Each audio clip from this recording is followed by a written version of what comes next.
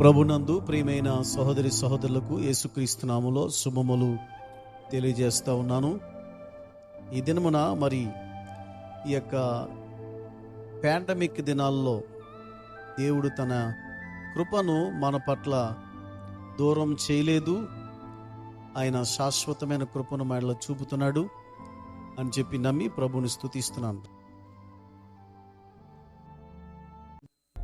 ఆదికాండము 50వ అధ్యాయము 20వ వచనము. మీరు నాకు కీడు చేయను ఉద్దేశించరు గాని నేటి దినమున జరుగుచున్నట్లు అనగా బహు ప్రజలను బ్రతికించినట్లుగా అది మేలుకే దేవుడు ఉద్దేశించెను. దేవుని బిడ్డలారా, దేవుడు దరిద్రుని ధనవంతునిగాను, ఎన్నిక లేని వానిని ఏలికగాను మార్చగలిగినటువంటి శక్తిమంతుడు. కీడును మేలుగాను, ఆయన చీకటిని వెలుగుగాను మార్చగలిగినటువంటి గొప్ప దేవుడు. ఇక్కడ యోసేపు తన అన్నలతో అంటా ఉన్నాడు, అన్నలారా, మీరు నాకు కీడు చేయను ఉద్దేశించారు, కానీ దేవుడు ఆ కీడును మేలుగా మార్చివేశాడు. దేవుని బిడ్డలారా, ఈ భూమి మీద కొన్నిసార్లు మనకి ప్రజలు కీడు చేసినట్లుగా అనుమతిస్తాడు. యోసేపుకి సొంత అన్నలే కీడు చేశారండి. బయట వాళ్ళు కాదు కీడు చేస్తా, సొంత అన్నలు యోసేపుకి కీడు చేశారు. ఎందుకు చేశారు అంటే, యోసేపు తనకి దేవుడిచ్చిన కలలను చెప్పి, దేవుడు నన్ను ఏలికగా చేస్తానన్నాడు, నేను ఏలిక అవుతాను, దేవుడు నాతో చెప్పాడు, కలలో చెప్పాడు అని చెప్పి అన్నప్పుడు వీరు సరే తమ్ముడు ఏలికైతే ఎంత సంతోషము అని చెప్పి సంతోషించాలి. కానీ ఏలిక అవుతానని చెప్పినటువంటి తమ్ముడి మీద అసూయ పెట్టుకుని పగచేత తన దగ్గరికి వచ్చినటువంటి తమ్ముడిని చంపాలని ప్రయత్నం చేసినటువంటి దురాలోచన పరులు వీరు. గోతులో దూసేద్దామని రూబేనంటే గోతులో దూసేశారు చంపకుండా. తర్వాత యూదా వచ్చి గోతులో ఉంటే చచ్చిపోతాడు, ఆ ఇస్మాయిలీలకు అమ్మేస్తే డబ్బు వస్తుందంటే ధనాపేక్షతో యోసేపును 20 వెండి రూకలకు డబ్బు కోసం అమ్మేశారు. నిజమే కదండి? ఈ దినమున ధనాపేక్ష సమస్తమైన కీడులకు మూలము. డబ్బు చేత, ధనాపేక్ష చేత, డబ్బు వ్యామోహం చేత ఎటువంటి పైనైనా ప్రజలు చేస్తూ ఉన్నారు. సొంత తమ్ముడిని అమ్మేశారండి. కానీ దేవుడు యోసేపుని జ్ఞాపకం చేసుకుని ఇస్మాయిలీలు వెళ్ళి ఫరో గృహ నిర్వాహకుడికి పోతీఫర్కి అమ్మేస్తే పోతీఫర్ ఉద్యోగస్తుడిగా పెట్టుకుంటాడు. పోతీఫర్ భార్య యోసేపును తనతో శయనించమని అడిగినప్పుడు కాదన్నందుకు ఆ యోసేపు మీద అత్యాచారం చేయడానికి ప్రయత్నించాడని చెప్పి నెపం వేసి చెరసాలలో పెట్టిస్తుంది.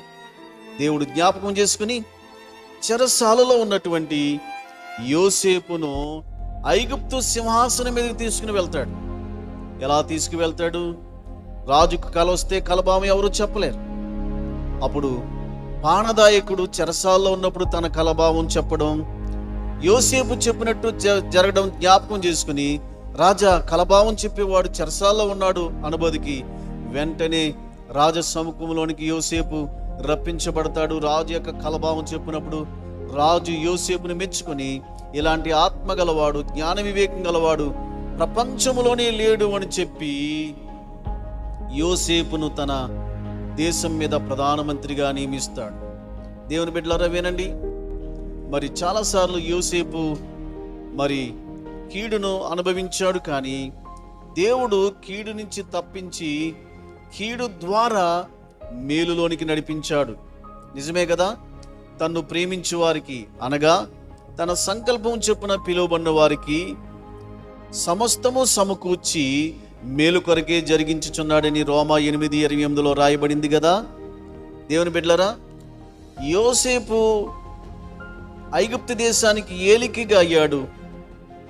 అంతేకాదు తన అన్నలు ఆహారం కోసం వచ్చినప్పుడు వారికి ఆహారం ఇచ్చాడు.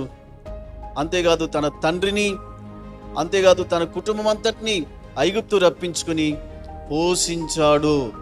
దేవుని బిడ్డలారా, మరి ఇంత గొప్ప స్థితిలోనికి రావడానికి కారణం ఏంటి చెప్పమంటారా?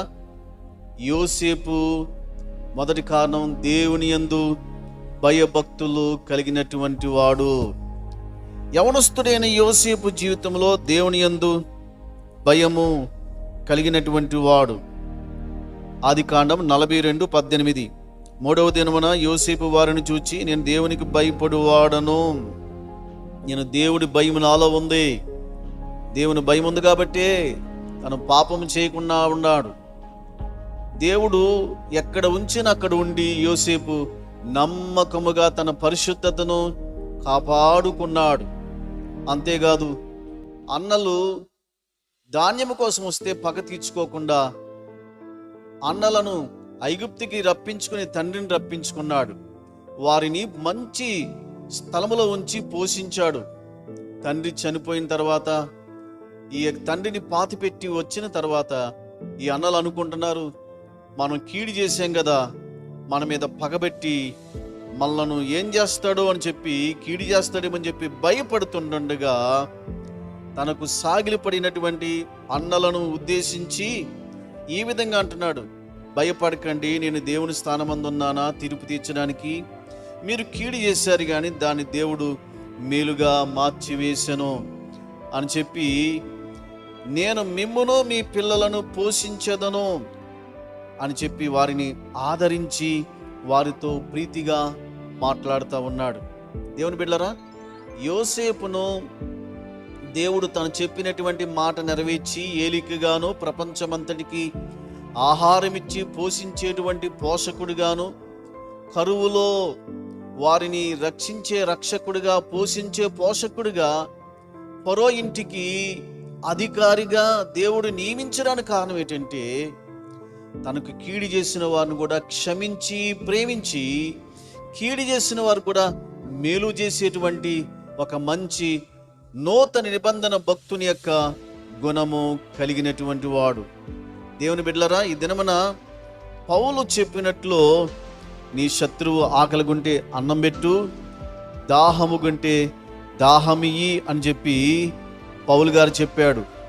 కీడు చేసిన వాడికి కీడు చేయొద్దు, కీడు చేసిన వారికి మేలు చేసి కీడును జయించుము అని పౌలు చెప్పినట్లుగా, యోసేపు పాత నిబంధనలో ఉన్నటువంటి భక్తుడే గాని ఇతడు నూతన నిబంధనలో ఉన్నటువంటి మంచి శ్రేష్టమైనటువంటి ప్రేమించే గుణము కలిగినటువంటి వాడు. అందుకనే దేవుడు యోసేపును ఉన్నతమైన స్థానంలో ఉంచాడు. దేవుడు తనకు చెప్పిన మాటను తూచా తప్పకుండా నెరవేర్చాడు. ఐగుప్తు దేశానికి ప్రధానమంత్రిగా చేశాడు. దేవుని బిడ్డలారా, కొన్నిసార్లు దేవుడు మనలను కీడులో నుంచి మనల్ని మేలులోనికి నడిపిస్తూ ఉంటాడు. ఇరుకులో నుండి విశాలములోనికి నడిపిస్తూ ఉంటాడు.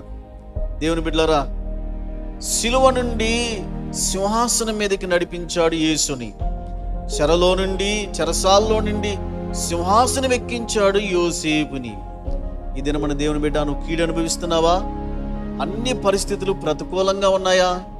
యోసేపు 13 సంవత్సరాలు కీడు అనుభవించాడు. ఆ తర్వాత తన జీవితకాలం అంతా కూడా దేవుడు చెప్పిన మాట నెరవేర్చబడింది. ఐగుప్తు దేశానికి ఏలుకగా ఉండి ప్రపంచాన్ని అందరినీ ఏలాడు.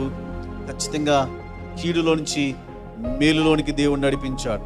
ఇప్పుడు సమస్తం కీడుగా అనిపిస్తుందా? అయితే కీడు దేవుడు మేలుగా మార్చబోతున్నాడు. ఈ మాటలు నమ్ము, దేవుడు నిన్ను ఆశీర్వదించబోతున్నాడు. దేవుడు యోసేపు వలె మనలను చేయునుగాక. ఆమేన్.